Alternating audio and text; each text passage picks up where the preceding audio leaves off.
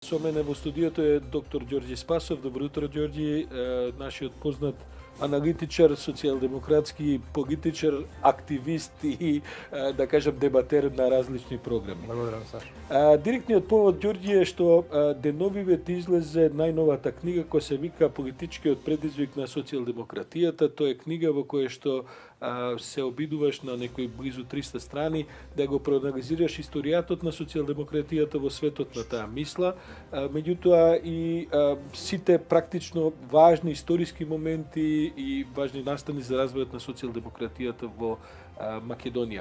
Тргаш од онаа постановка дека филозофите не треба само да го толкуваат, треба да го менуваат светот, односно на Липхарт поговорката дека убаво би било политолозите да се угледаат на економистите, па освен да коментираат отпосле, да практично се обидат нешто да предвидат и однапред. Што е најважната порака на книгата, Ѓорѓи? Прво сакав да споменам дека оваа година изминува 30 години од партискиот плурализам во Македонија. Точно пред 30 години беа одржани првите повеќе партиски избори и во овој период речиси не се појави една добра книга која што можеше да анализира што вистини се случува во тој партиски плурализам.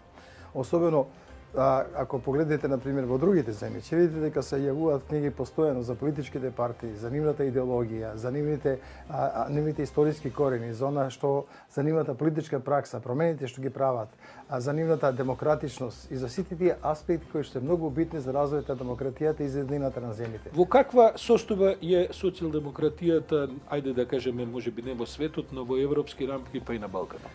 Значи, поголемиот успех на социјалдемократијата во периодот на блеризмот и така натаму, кога социјалдемократијата беше доминантна идеологија од Велика Британија со Бил Клинтон во Соединетите американски држави, Шредер во Германија и така натаму готово цел свет, она доживува еден колапс на некој начин и сега како што гледате е во голема криза и во Велика Британија, и во Германија, и во Соединетите американски држави, и во Италија, и во Франција, па дури и во земјите во соседството. Зошто во е тоа таа смисла? Затоа што концептот на третиот пат на некој начин, од кога доживеа дебакал, не можеше да изнајде нова платформа на која што ќе се изгради социјалдемократијата во светот. Таа беше нападната од две страни, и од либералниот капитализам на една страна, кој што ги зголеми социјалните нееднаквости до максимална мера, а од другата страна со новите популисти, левите и десните популисти кои што го завземаа просторот на старата социјалдемократија и социјалдемократијата во еден момент не изнајде концепт на кој што може да го менува светот. Не изнајде концепт за модернизација на општеството. Има ли рецепт за наоѓање на тој концепт? Значи, сега светските социјалдемократи, идеолозите на социјалдемократијата секаде во светот се обидуваат да ги проведат кои се клучните причини за тоа што социјалдемократите немаат одговор на клучните прашања на социјалдемократијата. Од една страна, тие сваќаат една работа дека десницата се обиде на некој начин да даде можеби националистички, меѓутоа сепак некакви одговори на новите загрижености на граѓаните. Граѓаните стануваат загрижени од миграцијата, дека таа миграција понекогаш ги минува начинот на нивното живење, од зголемувањето на криминалот, од губењето на работните места со ефтината работна сила, од губењето на идентитетот. И она сепак со некоја националистичка реторика успева на некој начин да го завземе просторот на некогашната социјалдемократија, да ја зајакне националистичката и конзервативната мисла во сите тие земји, а социјалдемократијата не најде адекватен одговор, бидејќи нејзиниот одговор на некој начин не нуди сериозни одговор на прашањето како ќе ја смали пред се социјалната еднаквост, а да задржи економската ефикасност на општеството и од друга страна како ќе се справи со својот концепт на мултиетничност, со својот концепт на мултикултурализам, со својот концепт на разбирање за миграцијските процеси. Тоа се базите на кои што се обидува да мобилизира социјалдемократијата. Какви се шансите на социјалдемократијата на следните избори во Македонија?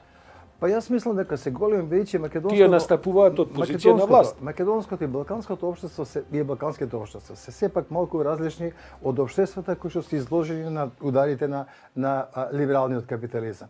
Затоа што овде имаме проблем со авторитаризмот, кој што е во основа практично една конзервативна демокристијанска идеологија која што пред се подпира на национализмот, се подпира пред се на така наречената популистичка реторика против корупцијата, меѓутоа она нема доволен кредибилитет да ги покрене тие теми на кои што веќе беше поразена еднаш во Македонија.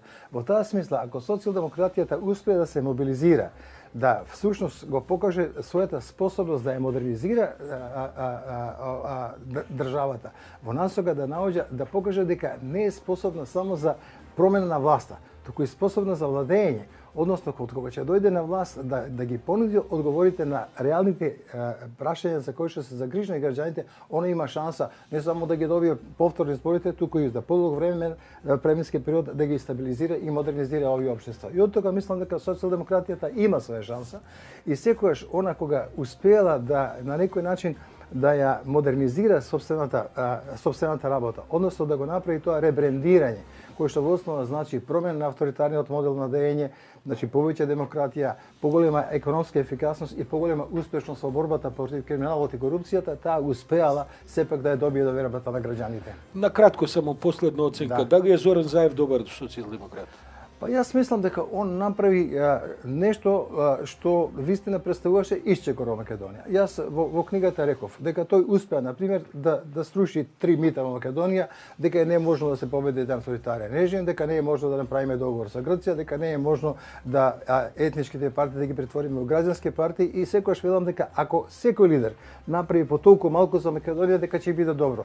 Не сум сигурен дека успеа во сите други сфери во кои што би требало да успее да е лидер, особено во борбата против корупцијата и во борбата за враќање на украденото благо, што би врекал од претходниот режим.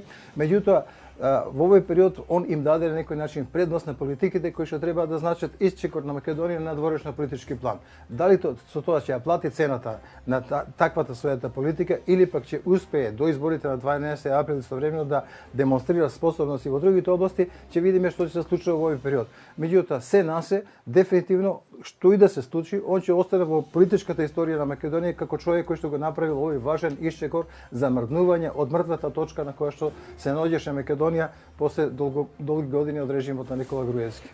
Професор доктор Ѓорѓе Спасов, благодарам за ова гостување. Се надам дека ќе се видиме во наредниот период, особено месеците пред изборите, повторно дека за вакви сериозни и длабоки анализи. И благодарам вас на поканата и за можноста да презентирам книгата. Така е, нека ви ја честитувам.